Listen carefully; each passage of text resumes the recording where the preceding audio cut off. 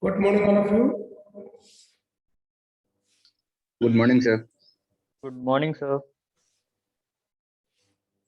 So, in previous class, we have discussed regarding the major abiotic factors. Okay, and we have discussed regarding the temperature and water. So, is there any problem in temperature and water? First of all, you open your videos.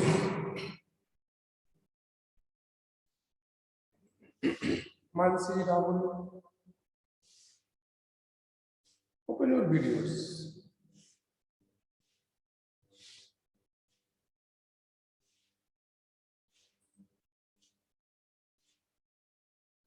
Okay, then. So, is there any problem in temperature and water? Okay, good. So, today we will discuss regarding the light and soil. Okay. Most of the things you already knows. Just I would like to repeat the things and recap what we have studied regarding them and some more things. As we know that light is required for the photosynthesis, whether they are the small plants or large plants, all needs the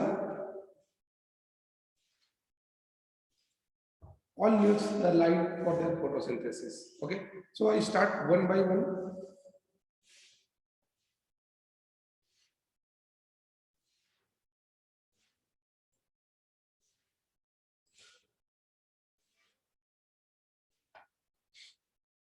First of all, since plant produce food through photosynthesis, so light is required for the photosynthesis, and we know that photosynthesis is the ultimate source which convert the radiant energy into chemical energy. Sunlight provides us a radiant energy, and by the process of photosynthesis, plants convert this radiant energy or solar energy into chemical energy, that are the food. Okay, तो food से जो survival है, whether they are the plants or animals, survival तो food की वजह से ही है, because energy वही provide कर रहा है, right? So a process which is only possible when sunlight is available as a source of energy. जब sunlight मिलेगी हमें तभी photosynthesis possible है. अगर sunlight नहीं होगी तो photosynthesis भी नहीं होगी, right? तो जितने भी ऑटोट्रॉप्स हैं, ऑटोट्रॉप्स अगर सनलाइट नहीं मिल रही है तो वो अपना फंक्शन नहीं कर सकते. There are many species of small plants. अच्छा, एक चीज देखिएगा आप, हम लोग प्रैक्टिकल वे में चलते हैं. कई जगह पर अगर बहुत बड़े बड़े प्लांट्स हैं तो वो प्लांट तो फोटोसिंथेसिस का, उनके नीचे अगर छोटे प्लांट्स हैं वो सरवाइव नहीं करते. लेमन के लैंग्वेज हम लोग बोलते भी हैं कि यार बरगद के पेड़ के नीचे दूसरा पेड़ थोड़ी तैयार होता है. सही है ना? क्यों? सफिशिएंट सनलाइट नहीं मिलती. कोई बात नहीं, नहीं बड़ा पेड़ तैयार होगा ना होती, घास फूस तो तैयार हो जाती कि नहीं तैयार होती होगी. जो ग्रासेस हैं वो तो ग्रो करती है ना. रीजन बिहाइंड इट कि देखो जितने भी प्लांट्स हैं सबको फोटोसिंथेसिस के लिए किसी को हाई इंटेंसिटी चाहिए, किसी को लो इंटेंसिटी चाहिए. तो जो छोटे छोटे ग्रासेस हैं वो तो थोड़े से में भी सर्वाइव कर जाएंगे. सो many species of small plants such as herbs and shrubs growing in forest are adapted to photosynthesize optimally under very low light condition. ये बहुत ही लो लाइट कंडीशन में अपने आप को सर्वाइव करा ले जाते हैं, because they are constantly overshadowed. ये लगातार जो लार्ज ट्री है ना, उनकी जो कैनोपी होती है उस कैनोपी से ऑलरेडी ओवरशैडोड है, मतलब छाए में ही ग्रो किए हैं. तो छाए में छन करके जितनी लाइट आती थी उतने से इन्होंने तो फोटोसिंथेसिस कर लिया. ठीक है. Next, many plants are also depend on light to meet their photoperiodic requirement. आपने फोटो पीरियोडिज्म में पढ़ा है क्लास 11th में, राइट। अच्छा, अब फोटो देखो, आपने जब फोटो पीरियोडिक या फोटो पीरियोडिक में पढ़ा है, आपने पढ़ा है short day plants, long day plant. Have you remember it? Have you remember it Kuldeep? Yes, sir. Yes, sir. थोड़ी थोड़ी सी याद रखना पड़ा, क्योंकि इकोलॉजी आप तभी अच्छे से समझ पाएंगे जब आपने पहले पढ़ा हुआ है, वो चीजें आपको ऑलरेडी मालूम है। तो फोटो पीरियोडिज्म में है क्या? फ्लावरिंग के लिए पर्टिकुलर एक फोटो टाइम पीरियड चाहिए हो। अगर 6 आवर कंटिन्यूअसली लाइट मिलेगी तो फ्लावरिंग होगी, नहीं तो नहीं होगी, शॉर्ट डे प्लांट्स। अगर 8 आवर तक की कंटिन्यूअसली लाइट मिलेगी तो फ्लावरिंग होगी, नहीं तो नहीं होगी, लॉन्ग डे प्लांट्स। ऐसा ही है ना? यानी कि फोटोसिंथेसिस ही नहीं, उनकी फ्लावरिंग के लिए भी लाइट की जरूरत है और पर्टिकुलर इंटेंसिटी की भी है। देखो, अगर हम लाइट की बात करें तो लाइट में स्पेक्ट्रम होते हैं ना बेटा। अब विजिबल लाइट में 7 स्पेक्ट्रम पढ़ते हैं, पढ़ते कि नहीं पढ़ते हैं? Yes, sir. विबग्योर पढ़ा है, वायलेट से लेकर के रेड तक। तो वायलेट के पहले क्या था? Ultra violet. अल्ट्रा वायलेट के पहले क्या थी? और भी वेव्स है ना। अच्छा, रेड के बाद क्या है? इंफ्रारेड, रेडियो वेव्स, है कि नहीं है? तो इसका मतलब लाइट हैज देयर स्पेक्ट्रम। तो पर्टिकुलर कोई स्पेक्ट्रम उसको ज्यादा फोकस करेगा। आपने फोटोसिंथेसिस पढ़ा था ना, blue and red light photosynthesis के लिए ज्यादा इंपॉर्टेंट होती है, पक्का? यानी कि लाइट की इंटेंसिटी मैटर करेगी और लाइट का जो स्पेक्ट्रम है वो भी मैटर करेगा। किस क्वालिटी की लाइट है मैटर करेगा। तो लाइट का टाइम पीरियड, लाइट की इंटेंसिटी, लाइट का स्पेक्ट्रम, ये सारी चीजें इंपॉर्टेंट है प्लांट के लिए। ओके? आपने जब फोटो पीरियोडिक में पढ़ा था, वहां पे आपने पढ़ा था अगर रेड लाइट है तो रेड लाइट, बेटा ये कोई बच्चे आ रहे हैं बार बार दूसरे नाम से है, मैं उनको नहीं ऐड कर रहा हूँ, आप अपने क्लास में बताइएगा, अपने नाम से ही आए, मैं दूसरे नाम के बच्चे को ऐड नहीं करूँगा। और अगर दूसरे नाम से किसी कारणवश आ रहे हैं तो एक बार पहले मुझे फोन करके इन्फॉर्म कर दो कि सर मैं इस नाम से लॉग इन करूंगा, मुझे करूंगी, मुझे आप रिसीव कर लीजिएगा। राइट? बहुत से बच्चे बार बार मैं देख रहा हूँ उसमें आ रहे हैं and I am not receiving them. ठीक है? तो बता दीजिएगा अगर आपके क्लास के कोई बच्चे हैं जो दूसरे नाम से आ रहे हैं, at least I should know note the name.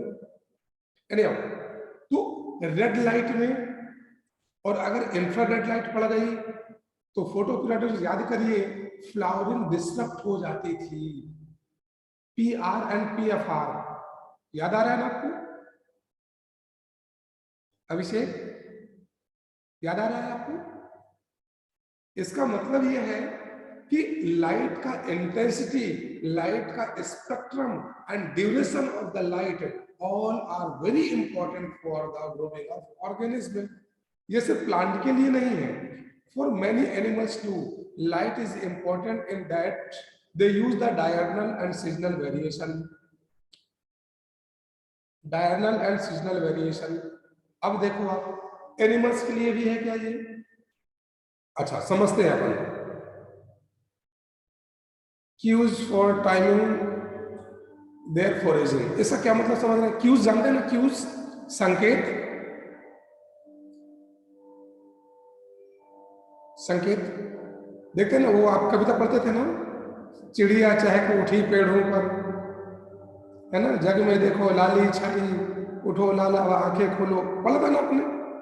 तो आप ये चीज देखिए कि जैसे ही सनशाइन होता है या सनराइज होता है, एक सिग्नल मिलता है नाउ स्टार्ट, तो अपना भौरे हैं चिड़िया जो भी नेचुरल ऑर्गेनिज्म अपने काम में लग जाते हैं। तो एक तो ये संकेत दे रहा है, देखो क्यूज फॉर देयर फोरेजिंग, चलो उठो अपना खाने पीने की व्यवस्था करो। जैसे ही सनसेट का टाइम आता है, यू नो कि जितने भी बर्ड्स हैं वो सब अपने अपने नेस्ट की तरफ लौटने लगते हैं। अगर हम वाइल्ड एनिमल्स की बात करें तो दो तरह के हैं, डायरनल है और नॉकटर्नल है। जैसे लॉयन वगैरह ये रात में निकलते हैं जितने शिकारी हैं, और डायरनल जो घास चरने वाले हैं वो दिन में निकलते हैं। ऐसा है या नहीं? राइट? तो देखो लाइट उनकी भी लाइफ को सस्टेन करने में हेल्प कर रही कि नहीं कर रही है? And they are very important for their light on land, sorry, foraging reproduction and migratory activities. उनकी फॉरेजिंग के लिए, रिप्रोडक्शन के लिए, माइग्रेटरी एक्टिविटीज के लिए, इन सब के लिए भी एनिमल्स में भी लाइट का इंपॉर्टेंस है। ओके, तो एक चीज हमने तो देख लिया कि लाइट कितना इंपॉर्टेंट हमारे लिए या जितने भी ऑर्गेनिज्म है उनके लिए भी। हम लोगों का भी जो एक पूरा टाइम टेबल है वो इसी के बिहार पर बनता है। विंटर सीजन में देखो आपका टाइमिंग बढ़ जाता है, 8, साढ़े 8 या 8:45 के आसपास हो जाता है, और समर सीजन में 7 o'clock। चेंज होता नहीं होता है। ये किसकी वजह से हो रहा है? लाइट की वजह से ही तो हो रहा है। अच्छा, एक चीज और भी है, लाइट। टेम्परेचर भी ultimately govern by the light. जिस दिन सनसाइन नहीं होता उस दिन कितनी ठंड रहती है। आप बोलते यार बहुत गलन है, लेकिन अगर सनराइज हो गया, सनसाइन बढ़िया है, फर्स्ट क्लास का वेदर है, गलन तो है, कोल्ड तो है, सिवरिंग हो रही है, लेकिन आप सन के सामने आ जाइए तो बोलते यार बहुत आज राहत है, अगर सूरज नहीं निकलता तो पता नहीं क्या होता। तो टेम्परेचर भी देखो वेरी करना कि नहीं करना है लाइट की वजह से। ठीक है, तो जो टेम्परेचर आपने पढ़ रखा है ना, this is also due to the light. Okay, अच्छा, ये तो रहा हमारा टेरेस्ट्रियल एनिमल्स एंड प्लांट्स के लिए। सोचिए व्हाट अबाउट द ओशियन, कितना डेप्थ तक लाइट जा सकती है? Approx 50 metre. देखो 10 मीटर तक तो बढ़िया लाइट जाएगी, 50 मीटर तक क्या होगा, थोड़ी सी और लाइट चली जाएगी। 200 मीटर के बाद में ग्रीन लाइट नहीं, मतलब कि फोटोसिंथेसिस लाइट नहीं जा पाती। आपने क्लास 11 में पढ़ा था एल्गी, एल्गी में आपने पढ़ा था सबसे अपर सरफेस में ग्रीन एल्गी, और डीपेस्ट में आपके क्या पाई जाती हैं, रेड एल्गी। बिल्कुल सही। तो ये किस वजह से है? इसका मतलब लाइट स्पेक्ट्रम भी मैटर कर रहा है फोटोसिंथेसिस के लिए। ग्रीन लाइट वाले को तो सारे के सारे चाहिए, ब्लू भी चाहिए, रेड भी चाहिए, लेकिन जैसे आप नीचे जाते चले जाएंगे वैसे वैसे इनका लाइट का स्पेक्ट्रम चेंज करेगा। सो deep more than 500 meter in ocean, the environment is dark. Its inhabitants, its inhabitant मतलब जो वहां रहते हैं, they are not aware of existence of celestial source of energy called sun. celestial समझते हैं ना, स्वर्गीय या जो प्लेनेटोरियल है हमारा, तो उसकी जो सनलाइट है उसके बारे में तो जानते नहीं है। 500 से नीचे न जाइएगा, 500 बहुत होता है बेटा, लाइट नहीं पेनिट्रेट कर पा रही है। अच्छा, एक चीज और समझना, अपर सरफेस में पानी का टेम्परेचर भी ज्यादा रहेगा। आप नदी में नहाते हैं कभी देखिए, अगर धूप निकल गई तो ऊपर का पानी गर्म है, लेकिन नीचे डूबिए तो नीचे का पानी ठंडा। ऐसा होता है, यानी कि उसका टेम्परेचर भी वेरी कर देगा, लाइट इंटेंसिटी वेरी कर देगी। तो नीचे कौन से होंगे भाई, वो कैसे सर्वाइव करेंगे? उन्हें तो सन के बारे में मालूम ही नहीं कि दुनिया में कोई सन नाम की चीज भी होती है। पक्का? तो उनके लिए क्या हो सकता है, एक अलग टाइप की फूड चेन चलेगी वहां पर। जैसे यहाँ पर ऑटोट्रॉफिक फूड चेन है ना, पहले प्लांट ने सोलर एनर्जी को रेडिएंट एनर्जी में कन्वर्ट किया, देन आफ्टर रेडिएंट एनर्जी को केमिकल एनर्जी में कन्वर्ट किया, उस केमिकल एनर्जी को दूसरे हार्बीवोर्स ने खाया, हार्बीवोर्स को कार्निवोर्स ने खाया, ये फूड चेन चल रही है। वहां तो ऑटोट्रॉफ्स ही नहीं है, वहां कौन सी फूड चेन चलेगी? वहां फूड चेन चलेगी डेट्राइटिवोरस। कौन सी? डेट्राइटिवोरस मतलब डिकम्पोजर्स। वो डिकम्पोज होंगे और डिकम्पोज होने के बाद ही उनकी साइक्लिंग चलेगी। उनको आप बोल सकते हैं ना कीमोट्रॉफ्स, कीमोट्रॉफ्स है ना। वही डिकम्पोजिशन माइक्रोब्स होंगे, जो भी डेड होकर के नीचे पहुंच गया तलहटी में, उनको माइक्रोब्स ने डिकम्पोज किया, उसको दूसरों ने खाया, फिर उनको दूसरों ने खाया। ये एक फूड साइकिल चलती रही, उसको बोलते हैं डेट्राइटिवोरस फूड साइकिल।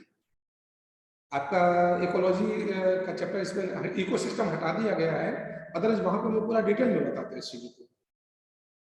ठीक है, तो वहां पर एक तो ये होगा। दूसरा, अगर बात करें टेम्परेचर की, तो देखो जब डीप ट्रेंच में जाइएगा तो अर्थ सरफेस में अपर पोर्शन हो गया हमारा क्या, अर्थ क्रस्ट, और फिर नीचे मेंटल।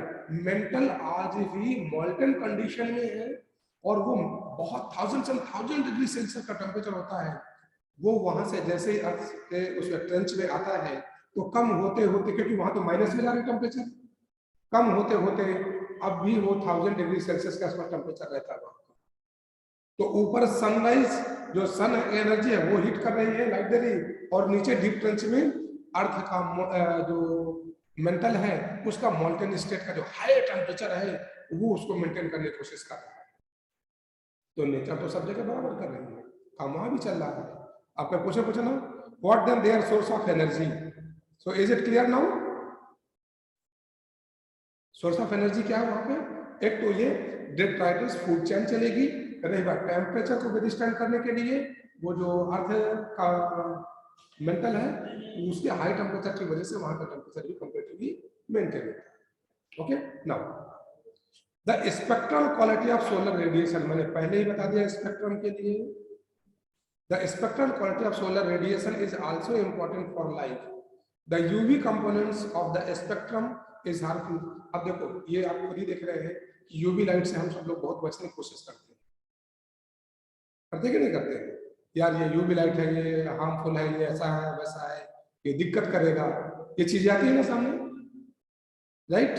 तो देखो यूवी लाइट ये तो कैंसर कॉजिंग भी है, हार्मफुल है many organism, while not all the colour components of visual spectrum, जबकि विजुअल स्पेक्ट्रम के जो दूसरे कलर कंपोनेंट है वो नहीं कर रहे हैं ऐसा कुछ भी।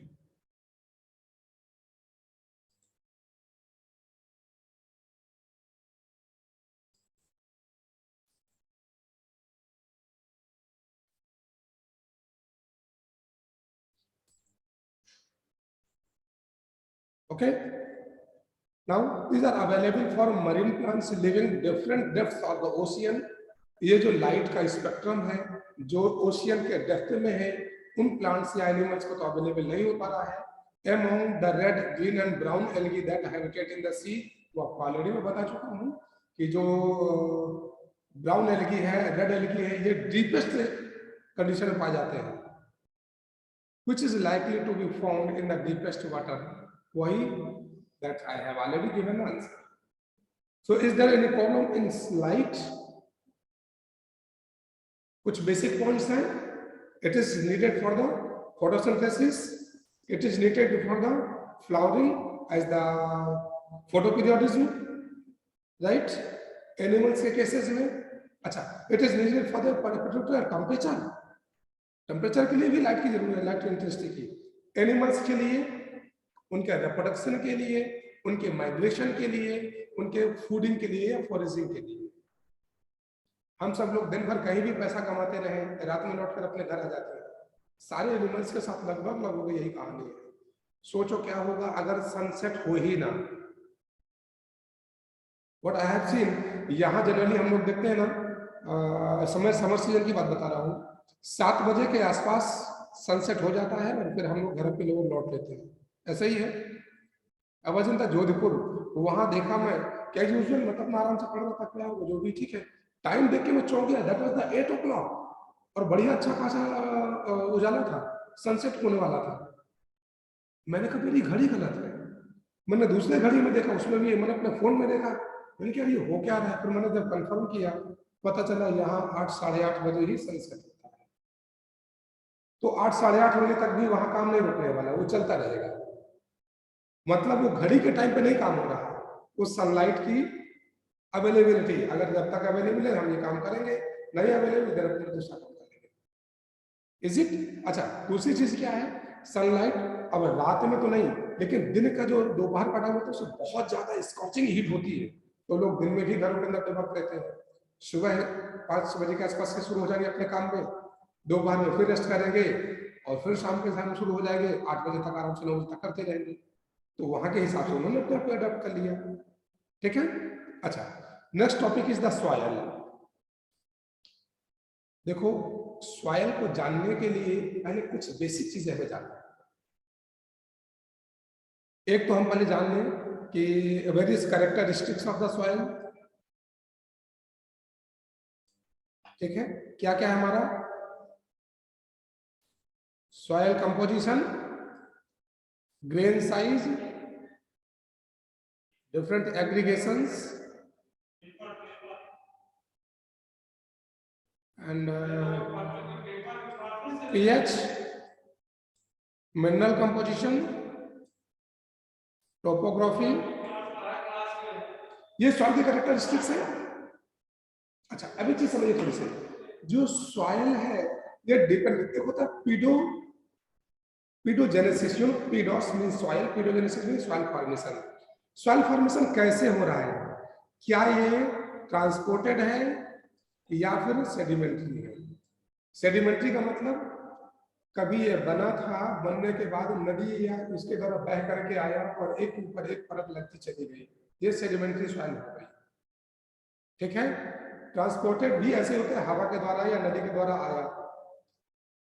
हो सकता है ये रॉक वेदरिंग की वजह से बना रहा हो सॉइल, हो सकता है ये टेम्परेचर के फ्लक्चुएशन की वजह से बना रहा हो सकता है ये विंड की वजह से बना रहा हो। ये सारी चीजें आपने क्लास 7-8 तक पढ़ रखी है। Is it? अच्छा, अब सोचने की बात है, सॉयल जिन रॉक्स से या जिन सोर्सेस से बन रहा है उनका जो कंपोजिशन होगा वही कंपोजिशन सॉयल का भी होगा। क्लियर वैष्णवी? जो सोर्स है जिससे सॉइल बन रहा है इसका जो कंपोजिशन होगा वही सॉइल का कंपोजिशन होगा। कुछ समय के बाद इस सॉइल में ऑर्गेनिक प्लांट्स या मतलब प्लांट्स वगैरह ग्रो करना शुरू करेंगे, एनिमल्स आना शुरू करेंगे, वो डेड होंगे, डिके होंगे, वही मिल जाएंगे। तो धीरे धीरे जो सॉइल हमारी इनऑर्गेनिक थी उसमें ऑर्गेनिक कंपोनेंट भी मिलते चले जा रहे हैं और अब ये कंप्लीट सॉइल का टेक्सचर तैयार हो रहा है। तो जिन सोर्सेस से बनी होगी उसके हिसाब से इसका कंपोजिशन भी चेंज होगा, ग्रेन साइज भी चेंज होगा। कहीं कहीं बहुत माइन्यूट ग्रेन से जैसे सिल्क होती है, कहीं कहीं पर बड़े बड़े होते हैं पोर्स जैसे लोम होती है ना। तो ग्रेन साइज मैटर करेगा, पीएच मैटर करेगा, भाई कितना अमाउंट में ऑर्गेनिक मटेरियल इसमें डिवॉल्व है या नहीं। मिनरल कंपोजिशन भी मैटर करेगा। टोपोग्राफी मतलब क्या होता है, सॉइल की अलग अलग लेयर में उसकी क्या क्या कंडीशंस है, आपने वो भी पढ़ा हुआ है। ये सब चीजें मैटर करती हैं सॉइल के लिए, राइट। तो ये सारी चीजें डिपेंड करेंगी। आपने देखा ना कि पर्टिकुलर इस सॉइल के लिए कुकरविट्स बहुत अच्छे हैं, जहां बड़े ग्रेन्स वाली सॉइल है नदी के किनारे वाली, यहाँ कुकरविट्स, लौकी है, कद्दू है, गार्ड्स है, पंपकिन है, ये सब आप लगाइए, इनको बहुत अच्छा ग्रो करेगा पक्का। राइस के लिए बोलते हैं यार पैडी फील्ड के लिए ये सॉइल बहुत अच्छी है, कॉटन के लिए ये सॉइल बहुत अच्छी है। अलग अलग प्लांट्स के लिए अलग अलग सॉइल टेक्सचर वाली सॉइल बहुत इंपॉर्टेंट है। ये हम इंपॉर्टेंट ऑलरेडी जान रहे हैं, ठीक है। अच्छा, जिस तरह का ऑर्गेनिक कंपोजिशन होगा उसमें, उसी हिसाब से माइक्रोब्स भी इसमें ग्रो कर रहे होंगे, इसमें तो कोई डाउट ही नहीं है, पक्का, ठीक है ना। तो अल्टीमेटली सॉइल का जो फॉर्मेशन है वो सेडिमेंट्री है या ट्रांसपोर्टेड है, उसके अलावा किस टाइप के ऑर्गेनिक मटेरियल्स उसमें है, उसका पीएच क्या है, मिनरल कंपोजिशन क्या है, टोपोग्राफी क्या है, they all makes a complete soil which is specific for the specific plants or organism. Clear? यहां तक किसी को कोई डाउट है? No? No, sir. Okay then. So next class में we will discuss regarding the responses to abiotic factor. Till that, thank you. Have a nice day. Thank you. Thank you, sir.